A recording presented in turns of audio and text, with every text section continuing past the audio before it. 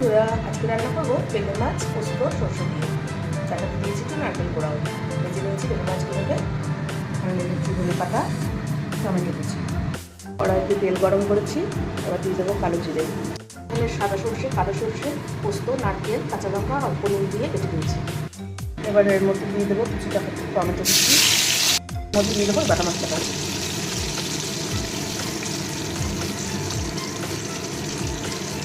এবার দিয়ে দেবো স্বাদ মতো নুন, হলুদ,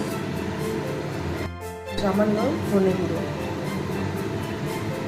এটাকে এবার সব ভালোভাবে কষিয়ে নেব। মশলা ভাজা হয়ে গেছে, এবার জল দিয়ে দেবো। মতো জল দিয়ে দিয়েছি, এবার ফুটে উঠলে মাছগুলো দিয়ে দেবো। ফুটে উঠেছে, এবার তার মধ্যে দিয়ে দেবো মাছগুলো। দিয়ে দেবো দুটো কাঁচা লঙ্কা, সামান্য ধনে পাতা কুচি। এটি আমাদের বেলে মাছের পোস্ত।